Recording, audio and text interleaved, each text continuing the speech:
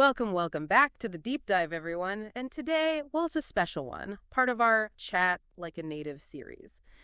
Now, have you ever, poured hours into studying English? You've got the vocabulary down, you know the grammar rules, you feel totally prepared up here. But then that moment comes, the meeting, the call, maybe just a casual chat, and boom, heart pounds, mind goes blank. All those words you learned, gone, just vanished. If that sounds familiar, well, this deep dive is definitely for you. It's this really frustrating cycle, isn't it? These nerves, they just hold us back from speaking clearly, confidently, even when we know the stuff. It feels like this invisible wall sometimes, standing right between what you can do in English and what actually comes out. It's super common for intermediate learners, and that's what we're tackling today. We're going to break it down. Exactly. And, the great thing is, it's not impossible. We're not just going to talk about the problem. We're diving into something really practical, a simple three-part thing we call the PreSpeak confidence loop. And this isn't just about, feeling a bit better. It's a real strategy grounded in how our bodies and minds work. It helps you center yourself physically and mentally so your English can just flow more easily, more naturally, more confidently. It's really about unlocking that fluent speaker that's honestly already inside you. Oh, I know that feeling. Your mind just clears out right when you need it most. It's awful. Makes you doubt everything. So, okay, imagine this. By the end of our chat today, you'll have this repeatable strategy, something proven. It can actually help you turn those jitters, that nervous energy, into something steady, focused, useful even. Think about it. Every time you need to speak English, it becomes a chance to actually show what you know, to connect, not something to dread. So definitely stick around. We're about to give you a toolkit, a real system that can make a huge difference in your spoken English. Help you jump right over that invisible wall I gave. The invisible wall. Understanding PreSpeak jitters. Right, so let's start by just acknowledging something really important. If you get nervous before speaking English, especially, professionally or with native speakers, you're really not alone. It's not a personal failing or anything like that. It's pretty universal, actually. It's almost just part of, stepping outside your comfort zone linguistically and just recognizing that it's natural, physiological. That's a huge first step. But what's really interesting is why. Why do our bodies react like this? It absolutely is universal. And there's a good reason, an evolutionary one, for why we feel this way. It's kind of key to understand this.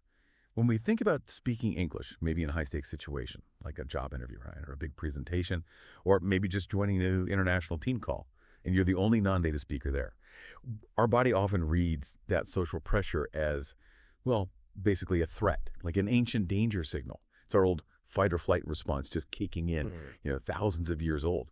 So adrenaline starts pumping, cortisol too, your breath gets all shallow and quick, ready for action.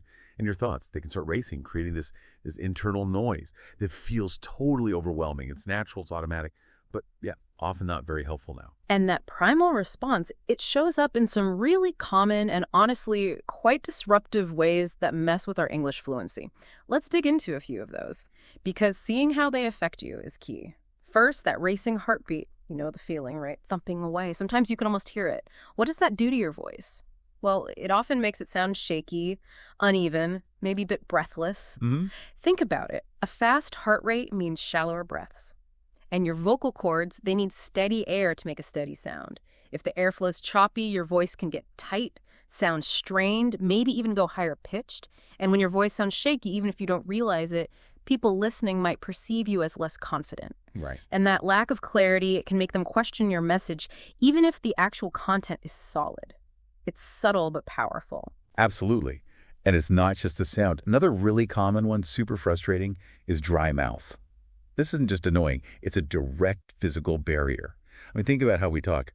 Our mouth, tongue, lips, they need moisture, saliva to move smoothly and form words clearly. When your mouth is dry, it's like trying to run machinery without oil. Every sound feels sticky, effortful. Yeah, totally. So even simple sentences suddenly feel like hard work. You start focusing on just making the sounds, not the message itself. Your brain power, which should be grabbing words and structuring ideas, gets hijacked by the physical effort. It slows you right down, makes you sound hesitant. And then maybe the sneakiest one, because it's all internal, ruminating thoughts, that constant nagging voice inside your head. Will I find the right word? Am I going to mess up? Do I sound silly? Can they even understand me? Oh, yeah. That loop. It's not just distracting. It's like serious cognitive interference. Imagine your brain's working memory is like a small whiteboard, right? When it's crammed full of these anxious what-ifs, there's literally less space left for the important stuff, like accessing your vocabulary, remembering grammar, organizing your thoughts logically. Exactly. You might know the English perfectly, but it's trapped behind all that noise, that self-doubt. It feels like a thick fog in your head. And that fog is real. It's cortisol, messing with your prefrontal cortex, making clear thinking really, really difficult. And this is where that crucial first step really lands. Recognizing these things, the racing heart, dry mouth, those swirling thoughts, not as you failing, but as a natural physical response to pressure. Just knowing that is empowering. It takes the personal blame out of it. Right. It's not me, it's my body doing its thing. Exactly. So the goal isn't to, wrestle your nerves into submission. That rarely works. It's about learning to redirect that energy, that tension, using a short, structured routine. When you do that, you're basically sending a signal to your brain and body. Hey, I've got this. We can use this energy differently. And that simple act can start calming things down almost right away. It shifts you from feeling reactive and anxious to feeling proactive and ready. That's a really key difference, isn't it? Not fighting it, but channeling it. Okay, so if step one is acknowledging it, understanding it, then the big question is, how do we actually start taking control? How do we redirect that energy? And that leads us perfectly into the first part, the foundation of our PreSpeak confidence loop 2. The confidence loop, your 3-part toolkit for fluent English. Okay, so we've painted a pretty clear picture of those PreSpeak jitters, that invisible wall. Now let's talk about taking it down, not with a sledgehammer, but, strategically. This PreSpeak confidence loop, think of it like a reliable signal, a cue for your body and brain. Over time, with practice, it becomes almost automatic. It just tells your system, okay, we're ready, we're calm, we're confident. It's a sequence designed to help you access your English skills without those mental and physical roadblocks getting in the way. Part 1. Mindful breathing, centering your physical self. Right. And the foundation, the absolute starting point, and probably the most powerful tool you have immediate access to is your breath. This is amazing, really. Because breath is the most direct link we have between our conscious mind and all those automatic bodily functions. It's like a bridge. Exactly, a two-way bridge. When we deliberately breathe deeply, rhythmically, we switch on the parasympathetic nervous system. That's your body's rest and digest mode. It directly counteracts that fight or flight stress response we talked about. And even just a few mindful, controlled breaths can have immediate, real, tangible benefits that prime you for speaking. It's wild how something so basic can be so effective. And those benefits are just crucial for speaking English well, especially when you feel the pressure. First, like you said, mindful breathing helps lower your heart rate. A slower, steadier heart is key for a steady, even voice. When your heart isn't hammering away, your vocal cords get consistent airflow. Your voice sounds calmer, more composed, authoritative even. That instantly signals confidence and clarity, makes your message land better. Second, it helps reduce muscle tension. Where do you hold stress? Jaw, throat, shoulders, diaphragm even. Yep, all the classics. Tension there directly messes with your articulation, makes speech feel tight, forced. Relaxing those muscles literally lets the words flow easier, smooths things out. And third, maybe the biggest one for actually forming sentences. Yeah. It helps clear that mental chatter. It's like sweeping away those doubts, creating space in your head for focused thought. Clearing the fog. Exactly. Instead of being swamped by what-ifs, your brain can actually access the vocabulary, structure the sentences, use the English you already know. It brings clarity. Precisely. And for this, we recommend a specific technique. It's super effective, easy to remember. It's called the simple breathe and anchor technique, using the 4-7-8 cycle. Okay, step 1. Find a comfortable posture. Before you even start breathing, just take a second. Sit or stand straight, but relaxed. Shoulders down. Good posture isn't just about looking confident. It actually helps you breathe better. Opens up your diaphragm, lets you take deeper breaths. Plus, it sends a little signal to your brain. I'm ready, I'm in control. It's an immediate physical cue. Okay, posture checked. What's next? Step 2, the 4-7-8 cycle. This is a specific rhythm developed by Dr. Andrew Weil based on ancient practices. It's incredibly calming. Here's how it goes. First, you inhale quietly through your nose for a slow count of 4. Really focus on breathing deep into your belly, not just your chest. Feel your belly expand. That deep inhale brings in lots of oxygen, signals safety. Then you gently hold that breath for a count of 7. This pause is powerful. It lets oxygen spread, lets the calming effect on your nervous system really kick in. It's a moment of stillness, internal regulation, shifting gears from stress to calm. Okay, hold for 7. Finally, you exhale audibly through your mouth for a count of 8. Make a soft whoosh sound. Slowly let all the air out. That longer exhale is key. It really stimulates the vagal nerve, activating that calming parasympathetic response, slowing your heart, easing tension. So inhale 4, hold 7, exhale 8. And the key part, the real kicker, is you just repeat that cycle 3 times. That's all. Just 3 full breaths like that. And while you do it, try to focus only on the counting and the feeling of the air. Try not to let your mind drift to the meeting or whatever's making you anxious. If it helps, picture calming blue light coming in, gray tension going out. You'll probably find, honestly, by the end of that 3rd breath, you will feel calmer. That physical tension eases, the mental noise quiets down a bit. The step is so vital. It creates that calm, centered physical state you need for the next part of the loop. All right, so your body's calmer, more centered. You've quieted things down a bit upstairs. How do we build on that? How do we arm the mind? Deep part 2. The anchor phrase, your mental cue for readiness. Right, so body's calmer, breathing settled. The next piece in this confidence loop is what we call an anchor phrase. So what is that exactly? It's basically a very short, personal, positive statement. Something you repeat to yourself mentally, maybe whisper it. The whole point is to just reinforce your confidence, your readiness right in that moment. Like a little internal motto. Exactly. And its power comes from pairing it with that calm state you just created with the breathing. It works together. When you say this phrase from that calmer place, it acts like a strong mental cue. It deepens that sense of being ready. Now, the goal isn't to force some big, loud, rah-rah cheer in your head.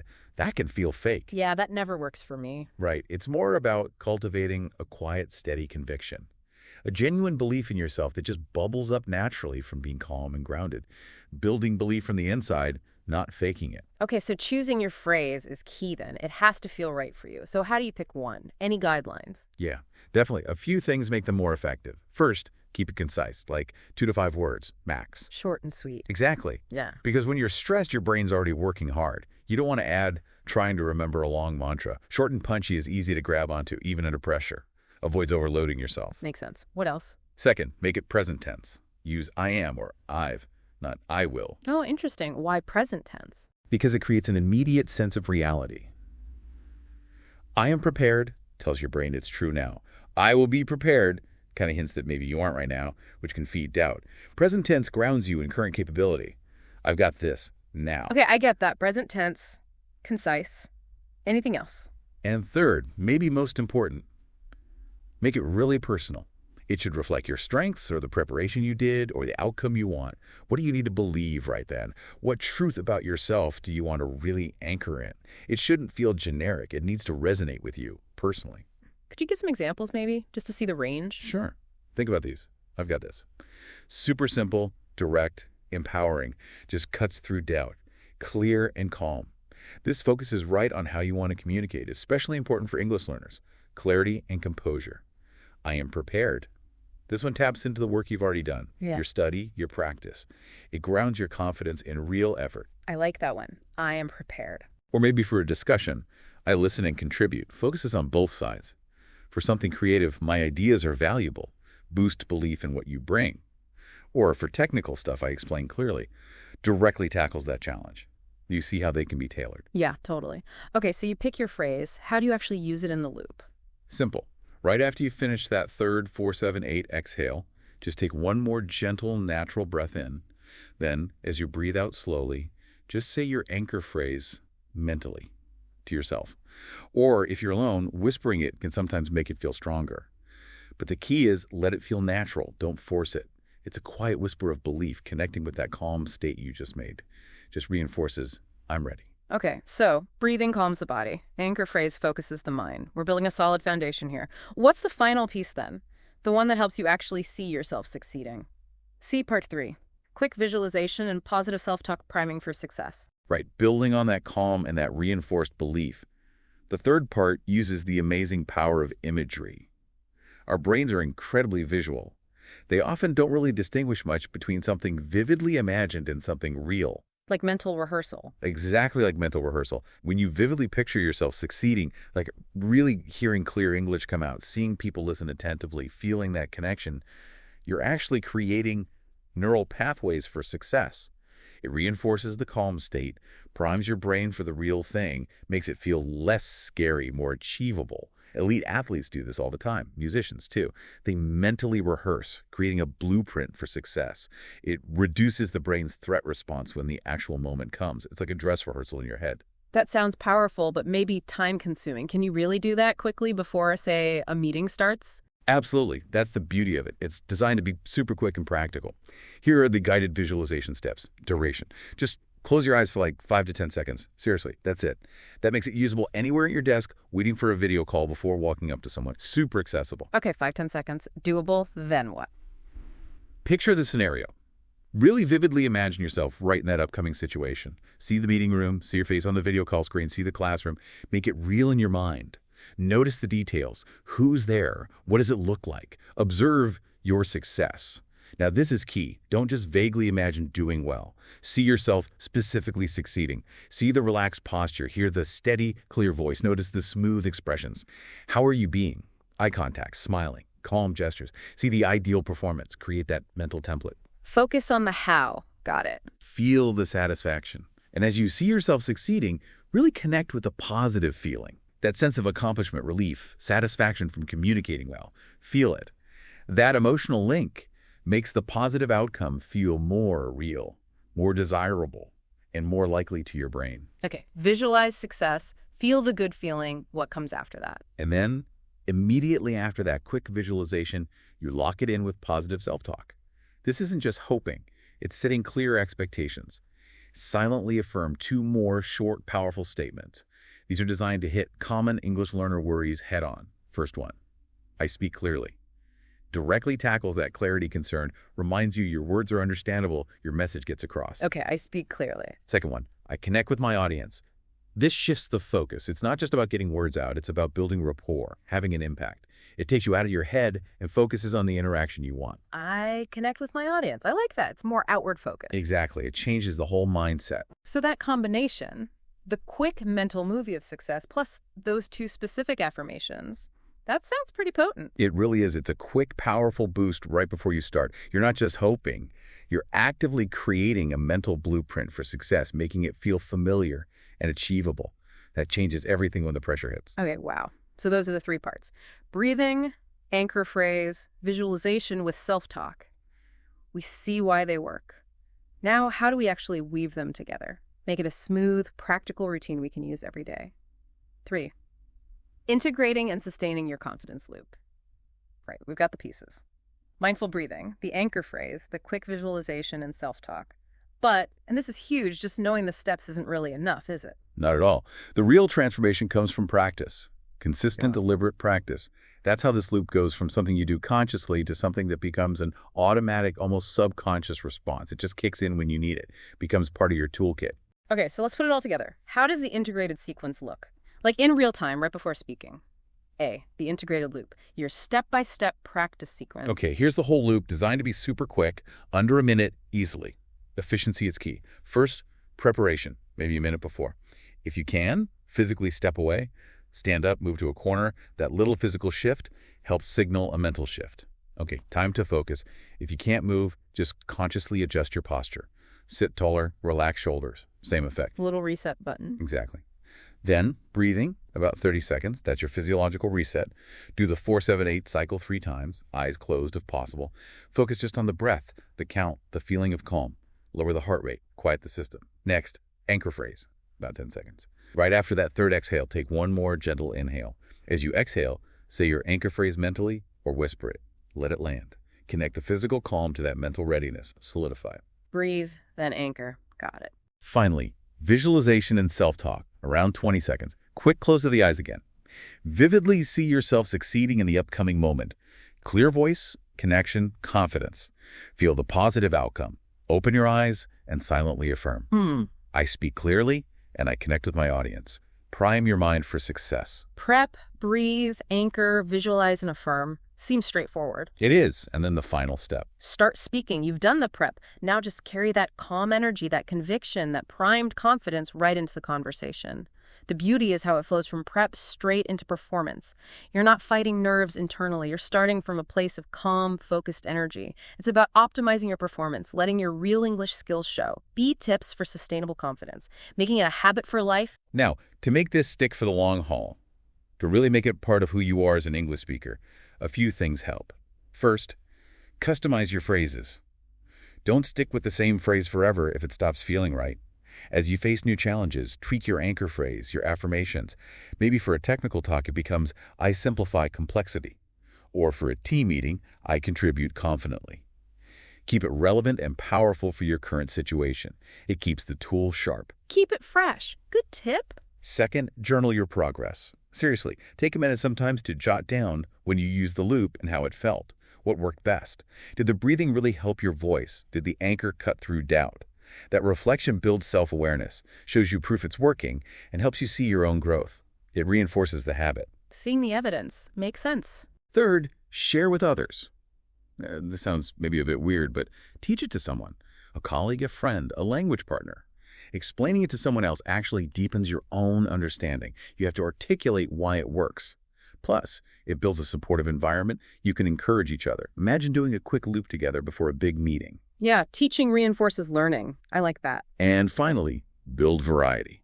While 4-7-8 is great, maybe try other breathing patterns sometimes, like box breathing, inhale 4, hold 4, exhale 4, hold 4. Just mixing it up occasionally keeps the practice fresh, stops it feeling stale, but reinforces the core principle: conscious breath control. Right, so keep it dynamic. And remember the long game, right? This isn't instant magic. It's a skill. You got to practice it daily if you can. Start in rehearsals, then low-stakes chats, maybe phone calls. The more you use it, the more automatic it becomes.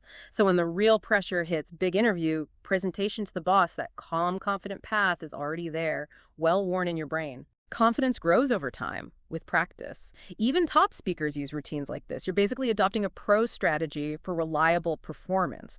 So, okay, we've laid it all out. What does this really mean for you listening right now on your journey to chat like a native? Outro. So what we've really unpacked today is the surprisingly simple, but yet really effective 3-part PreSpeak confidence loop. You start with the mindful breathing to center your body, then the anchor phrase to focus your mind, and finish with that quick visualization and positive self-talk to prime for success. It's not just random tips, it's a system designed to help turn that pre-speaking anxiety into focused, effective, maybe even enjoyable English communication, turning dread into an opportunity. Exactly, and by practicing it regularly, tweaking it so it feels like yours, making it part of your routine, you're not just coping with nerves, you're actively setting yourself up so that every chance you get to speak becomes a chance to actually show your fluency, share your ideas, be yourself. It lets your English skills, your personality take center stage instead of being hidden behind those frustrating nerves. So just imagine for a second, really picture it. What would it actually mean for your life if this simple routine became automatic? A subconscious signal for calm and confidence. Think about how that kind of effortless confidence, being able to just express yourself without hesitation, without that mental block, how that could open up new conversations, deeper connections, new opportunities, professionally, personally, how it could let you truly chat like a native. Yeah. What could you achieve if the main thing holding you back was this simple, repeatable loop that you now have? You know how to use it. We really hope you don't just think about it. We hope you give it a try. Start today.